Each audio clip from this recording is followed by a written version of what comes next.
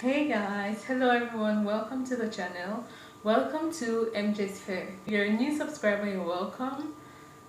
I hope you watch the video to the end, and if you love it, if you like it, you give it a thumbs up and hit the subscribe button and the notification bell so you get notified whenever we put up new videos.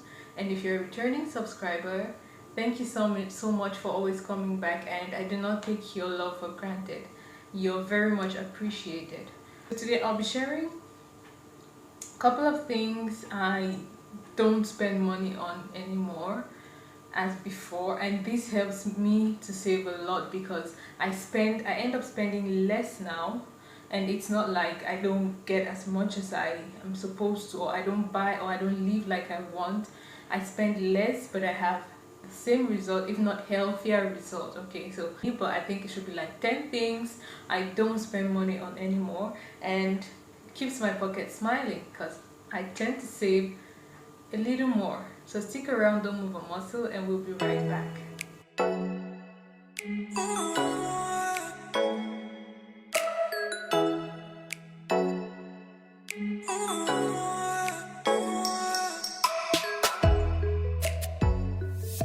Like I always say, budgeting is one of those very helpful and essential means to help you save faster. And now I realize when I talk about budgeting, some people have the wrong conception. Like someone thinks, oh, if you say, I'm sorry, I can't do this because I'm on a budget, it means you're poor or something. No, that's not the case. Okay, it's you're someone who's detailed on your finance, on your income, and you're working on something, you're planning for something bigger. So it's simple, you just cut down on a little today so you can have more tomorrow. All right, so budgeting is one of the easiest and like easily attainable ways of saving money. But now let's jump right into the 10 things I'll be sharing. 10 things I used to spend a lot of money on, which I no longer spend on. Okay, now top on my list in no particular order. Okay, so number one is money I spend on my hair, like going to the hair salon and stuff. Ugh, ladies, you all identify with me. When you go to the salon, anyway, it depends on the kind of hair you want. Okay, you end up spending a lot more if you want to relax your hair, you want to straighten your hair, or you want braids. Back home, it's not that expensive as it is out of the country, right? Like what we spend here to do ordinary braids, like what I have on now, or any other kind of braids, box braids, cornrows, it's crazy, it's mad. Okay, we spend like times 3 what you spend back home, if not times 4, because you need to buy the braids, and then the amount you first of all buy the braids ridiculous, and then how much you spend to pay the lady or the person who have to do the braids. Sometimes if you're too busy and the lady has to come all over, you pay him for transport and everything. It's super crazy. So what I've done is, for the past months, I mean, we're actually even on lockdown, right? So that just brought out the hairstylist in me. Like, I do my hair by myself, I attend to my hair in every single way. I do that myself, and I treat my hair by myself. Like, it has saved me tons, it has saved me a lot of money out there. I mean, you should learn how to braid your hair by yourself. Learn a skill. That's a skill which goes a long way. You necessarily mustn't be an expert at doing that. Just know like the basics, how to pick it from the roots, and that's it, you're good to go. And by the way, practice makes perfect. So the more you do that, you become better and better and better. So that's one way I've been able to save my money, and trust me, my pocket is smiling. It's thanking me for that. It's thanking me big time. So we move over to point number 2. Point number 2 is manicure and pedicure. Now, one person, I'm not so much into beauty hacks and everything, but I like my nails neat. I do like my nails neat, so I always have my nail polish. And for the longest of time, like I can't even remember when last I went to the salon and had my nails done, my toes done. No. I think the last time I did that was on my wedding. Like I basically do it myself. I get my nail polish, I get everything I need, and so I polish my nails myself, I file myself, I trim, I do everything by myself, and it saves me a lot of money because I'm someone who loves my nails to be neat at every point in time. So if I was to spend money as much as I want them neat, when you put nail polish on your nail, there's a time maybe you do laundry or you just wash in the kitchen. By the time you're done cooking 2 meals, something peels off from somewhere, and you have to go back there because it's terrible. So I do that myself, and it saves me a lot of money. Yes, it does. That's number 3. For our moms in the house and even adults, like, we always love to have snacks. 1,000 francs. So a packet of crackers can serve me like 3 times. Of course, I don't just give them only crackers, I get corn as well. So I make the snacks myself. I stopped buying snacks. Basically, I'll do crackers and popcorn. I just mix together, and they have fun having that as well. And if you're someone who loves nuts like peanuts or groundnuts, you just fry. You buy quantity like 1/5 or so, you fry, and then keep. Whenever you want to give them snacks, you just make like the crackers and something with the nuts, and you just give them to eat and enjoy, and they'll love it. They're kids. Even for adults like ourselves, if you know how to make donuts, if you know how to make puff puff, if you know how to fry anything, that's also a good snack you can make. If you know how to make coconut sweet, those are good snacks you just make and keep in the house. Probably you have a guest, chin chin. You sit a weekend and you decide to make chin chin, and those are not expensive. By the way, these snacks I said for kids, they're cheap. They do not consume so much oil. That means for you to make crackers, you don't need to deep fry and everything. No, no, no, no, no. It's just the chin chin that you might need to deep fry and everything. But even at that, when you fry the chin chin, keep at home, whenever you feel like having snacks or so, it's easy because you spend like 2/5 for that to actually get everything done, and it's going to serve like a month, right? So I try as much as possible to reduce the snacks I buy. So the fourth point is on meat. Okay, personally, I love meat, especially beef. Yeah, I love meat. So in the house, I mean, we always have meat. At least we always have meat, pork, and any kind, chicken, beef, pork. We do. So the trick is, I stopped buying from local markets, especially beef, when you realize that it depends on what your household loves more. If your household loves beef more, you go to a slaughterhouse rather than buying from the market or from shops. Why not go to the slaughterhouse? Now, in every community, every locality, there's always a slaughterhouse somewhere. You just need to be able to identify where it is. So that's where we get beef, and my husband always gets the beef from. It's like a slaughterhouse. Okay, so you easily buy from there, because if you go to the shop, if you go to the supermarkets, or you go to the market itself, they also buy from the slaughterhouse. So it's going to be more expensive from the market. But if you buy from the slaughterhouse, it's cheaper. And one other trick or one other tip is to buy in larger quantities. Like, you can estimate the quantity of, or how many kilos of beef you need to buy that takes your family for a month. When you buy in bulk from the slaughterhouse as well, it's even cheaper. Because if you go to the slaughterhouse and you want to buy just 1 kilo, yes, it's cheap compared to the market, yes. But if you say you want to buy 5 kilos, trust me, it's going to be cheaper, okay? So that's another trick. Moving to point number 5, I realized that I tend to save a lot more buying my foodstuff in bulk. If you buy in bits, you tend to spend more than when you buy in bulk. For example, if you go to buy your kids diapers, if you go to the retailing place, they retail one for how much? Multiply by the number of diapers in one pack, and you estimate how much you spent. Whereas if you just cover your eyes and buy one pack of diapers, it's cheaper.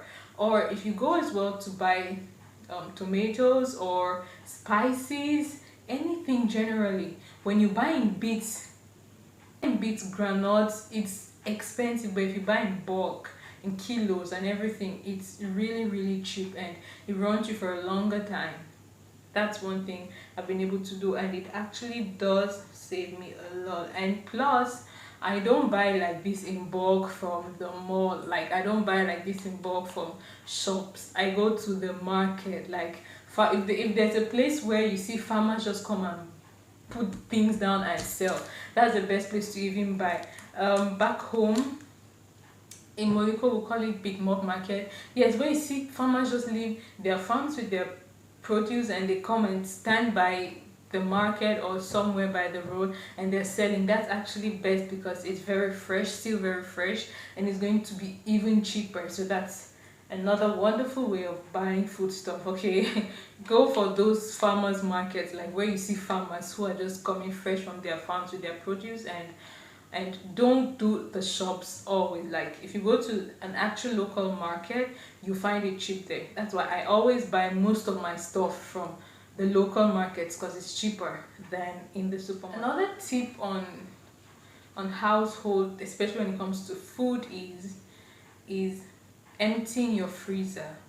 Like stop buying things and adding. I realized that personally when I had a bigger, like a deep freezer, I'll just go shopping and I add. I'll just go shopping and add. When you cook, you remove a little, you put in the freezer. Everything is just in the freezer. A little bit of everything is in the freezer. And at the end of the day, the food ends up getting bad without me actually noticing that, oh, this thing was in the freezer. So what I tried doing when I noticed that it was every after 2 weeks when I'm chanced, especially be it Mondays, Sundays, or when I try to like clean up the freezer. I mean, I try to go through everything in my freezer. I take out the old stuff and I make sure we feed on whatever was in the freezer. Like if it was leftover this, leftover that, I make sure, okay, I don't shop, or for the next 2 days I don't buy anything to add up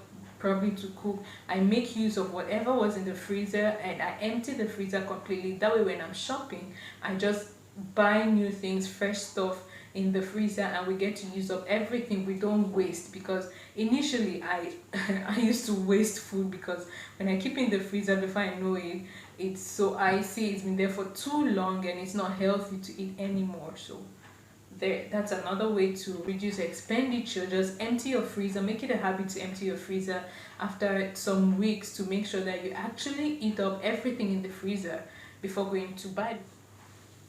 Okay guys, like I said, it's in no particular order. Okay, so number 7 is makeup and facial treatment or facial care.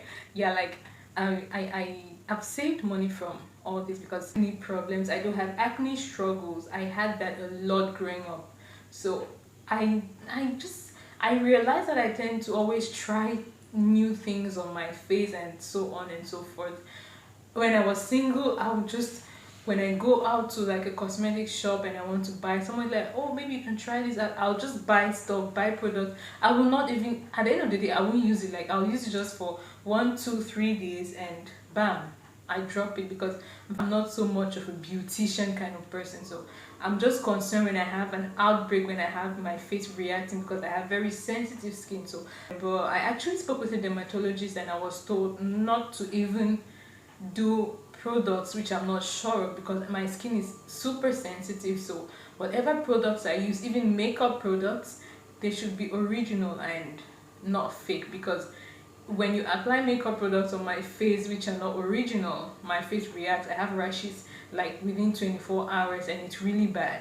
Yeah, so basically I don't do facial treatments a lot. No, I don't do a lot, and if I'm doing, I do with natural things, natural honey scrub and things like that. Yeah, I don't go for anything expensive. So I've saved up a lot from all this acne struggle stuff, and here and there, no, I don't spend a lot more on those anymore. If it's not natural, I'm not there. Okay, so that has helped me save up. Next point, which also has to do with something that we tend to spend a lot of money on, hair oil. I noticed, or I realized, I did some research and I also discovered that there's some natural oils which are really good for the hair, which helps with itching scalp and helps with hair growth and everything. So I just stick to my natural oils, coconut oil, olive oil and things like that. So essential oils, if you get those, they're like in big bottles, and you'll use them for a long time, like they're lasting, rather than spending a lot on products which you're not sure and they will not last. When it comes to hair conditioner, I make my hair conditioner myself, natural, using natural product. I apply on my hair, on my scalp, and I'm good to go. I don't spend as much as I used to before when it comes to hair oil. So there, and my pocket is thanking me for that. So basically, learn to do one or two skills for yourself and you're gonna save a lot of money. We move over to the next piece. This next point, I wish I knew earlier. Like, anyway, I'm sure this goes to every lady. Like, I used to be crazy about my shoes, like not low shoes, no, my heels. I was a model when I was in the university and things like that, so I would always love to be on heels, heels, and you can't wear heels to school. So at the end of the day, I'll just buy the heels and keep them in my house, and they're looking all good. I wake up in the morning and look at them. I only wear them on Sundays and maybe when there's an occasion. And even when I wear them, I have to have an extra pair of shoes, because from the house to where the occasion is, guys, we need to walk or we take a taxi. So I'll only wear the shoes when I get to the occasion ground, and when I'm leaving there, I'll probably have to take them off before I get to the house. So, and anyone who knows about shoes, you know that the higher the heels, the higher the price. Like, as it goes up, the price increases. So now what I do is, I really don't do, ever since I had my baby, I really don't do very high heels anymore. Like, before I buy a heel, it has to be comfortable. It has to be something I am up and about with. Being a mom is not a day's job even.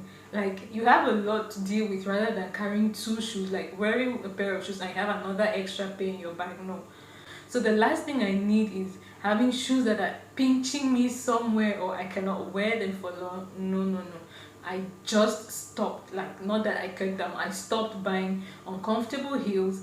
If you see me in heels, trust me, it's something I can be on for like the rest of my day. It doesn't hurt my feet anymore. I don't need stress. Cutting down on my usual me just buying shoes because they look beautiful, because of their colors and the heels and everything.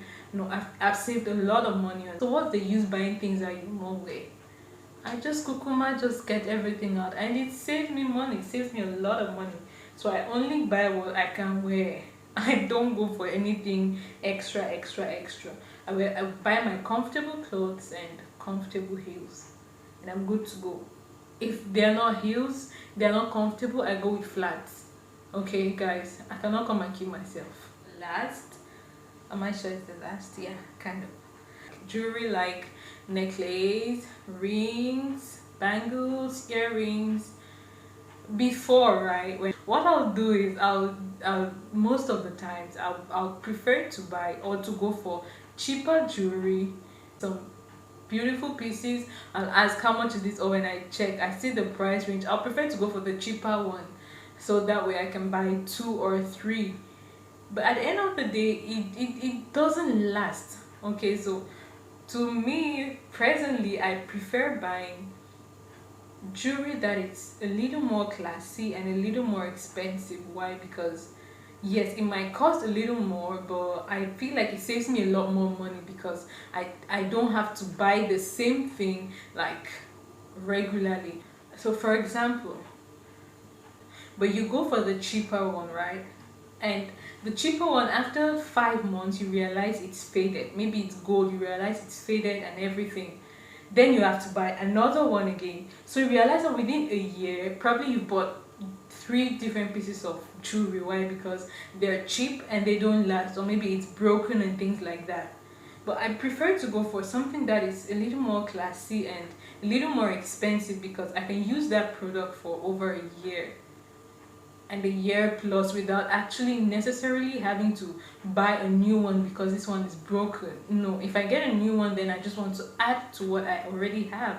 It saves me that money. Alright guys, so there we go, and that's it for the 10 things I no longer spend money on, which actually helps me save. And like I said from the beginning, I said it's always good to budget. Okay, budgeting helps a lot for this, and Do the math yourself and you realize that, man, you save up a little more when you do all of this.